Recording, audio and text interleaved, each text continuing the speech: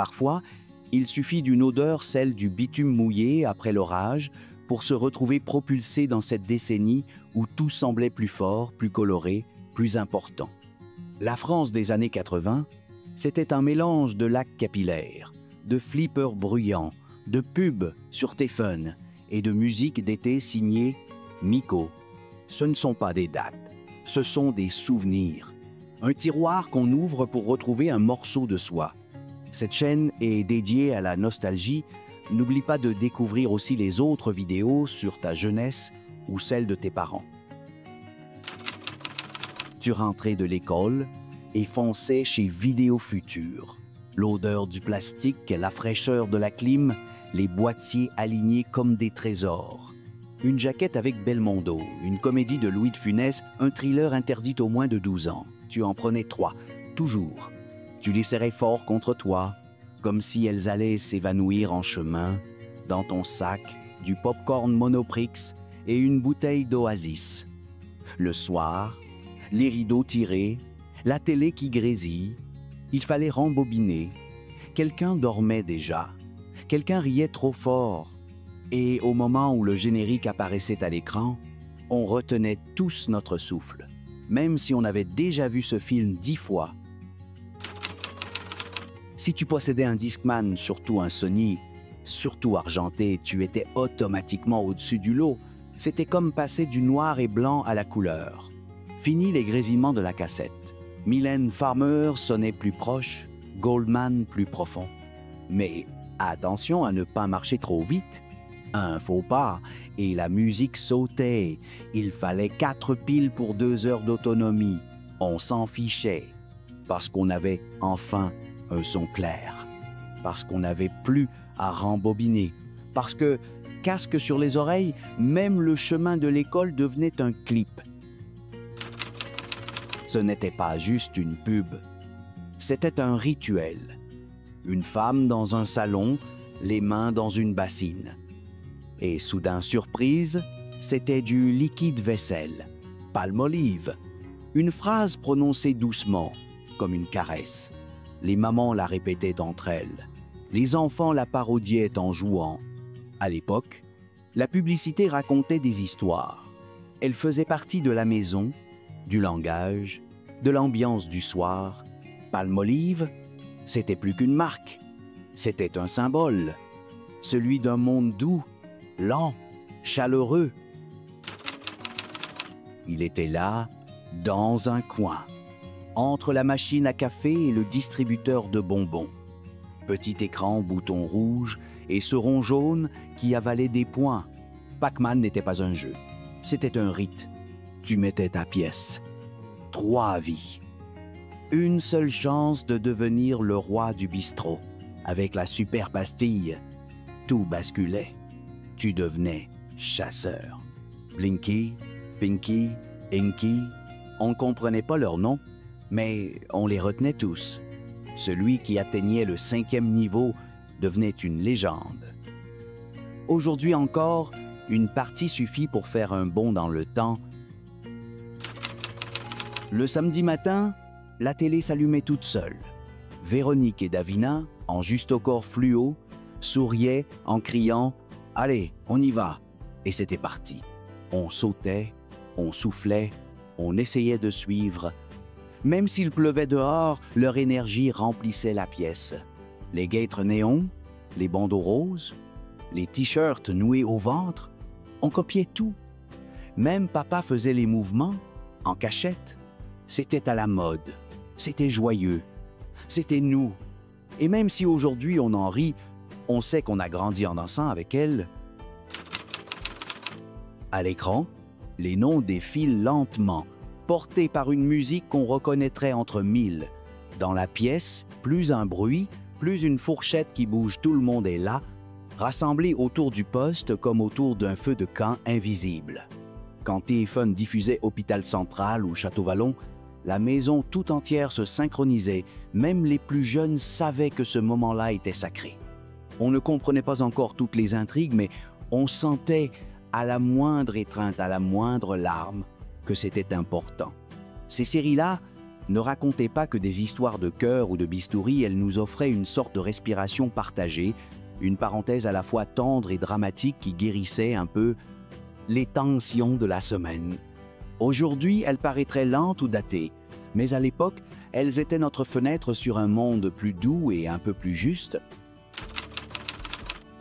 Les couleurs fluo n'étaient pas une excentricité, mais une déclaration. Rose électrique, vert acide, orange flamme, chaque tenue semblait hurler « Je suis là !» et c'était justement le but. Les cours de récréation devenaient des défilés de lumière, les t-shirts col V se portaient oversize et les bandeaux brillaient presque dans le noir. On ne voulait pas passer inaperçu, on ne voulait surtout pas ressembler aux adultes ternes et bien repassés. C'était une époque où la discrétion semblait suspecte, où la joie se portait sur les épaules comme une évidence, où même les baskets Adidas se teintaient de lumière, le fluo, inspiré de l'aérobic, du clip vidéo et des rêves en technicolor, n'était pas seulement une tendance. C'était un cri d'existence dans un monde souvent trop gris.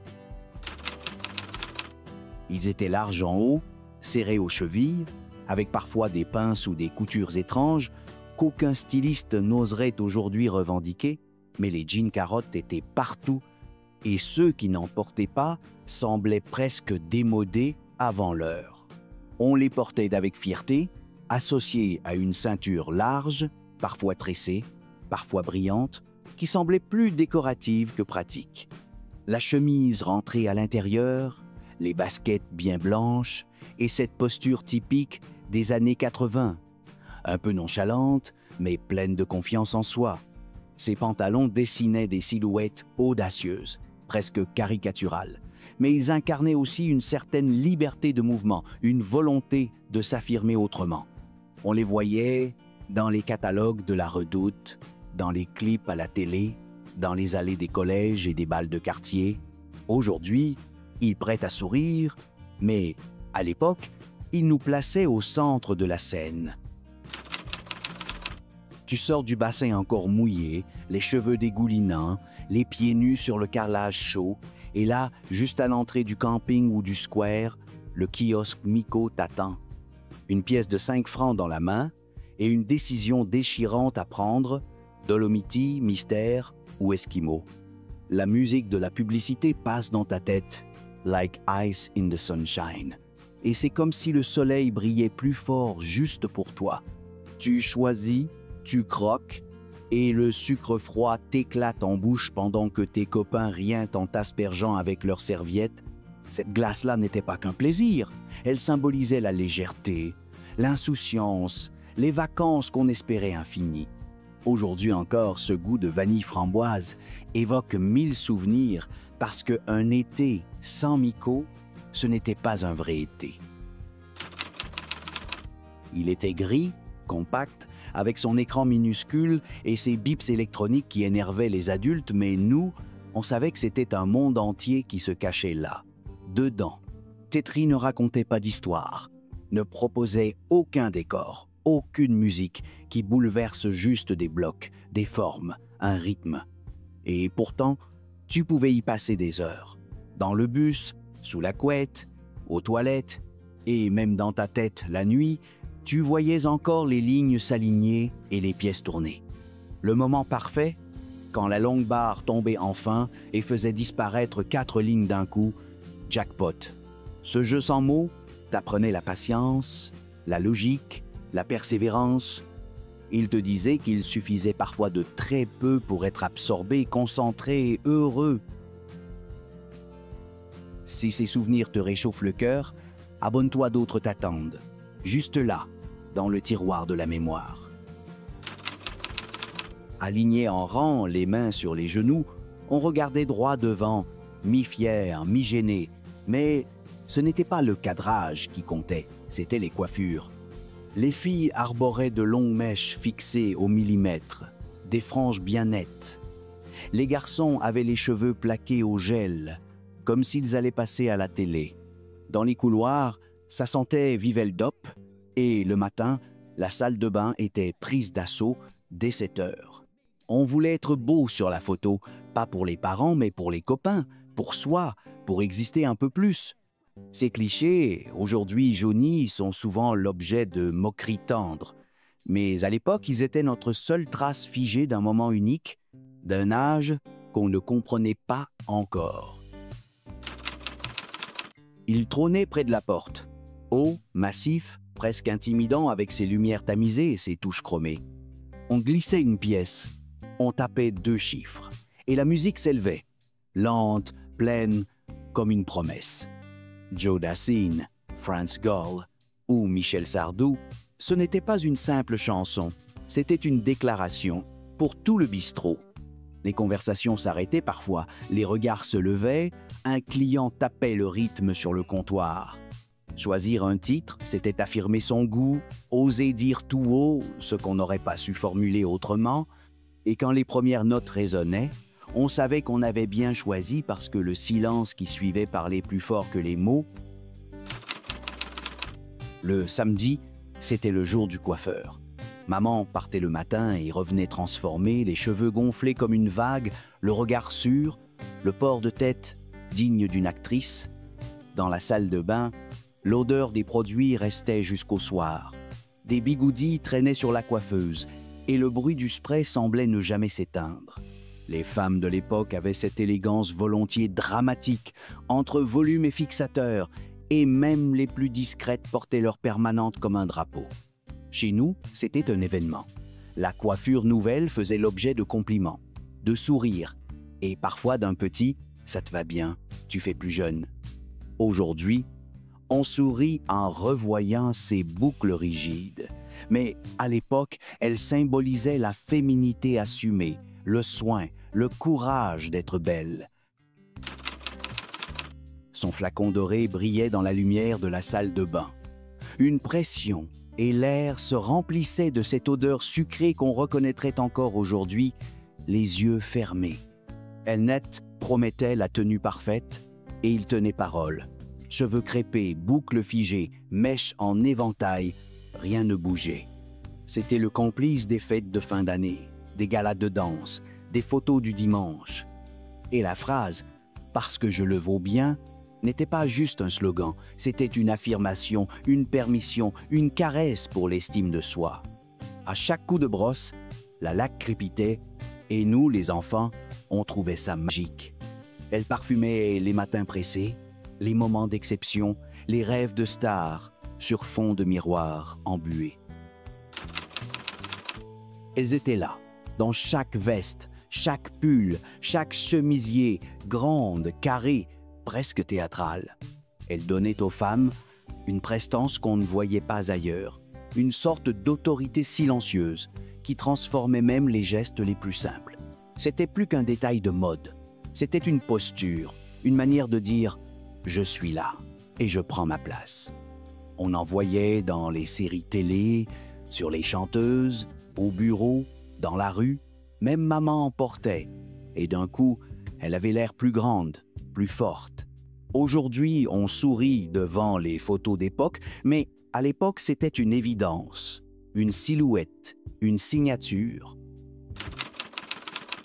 Il fallait tendre les bras pour atteindre les boutons, poser ses doigts bien à plat, fixer l'habit comme si ta vie en dépendait. La lumière clignotait, la musique grondait, et à chaque rebond, ton cœur battait plus fort.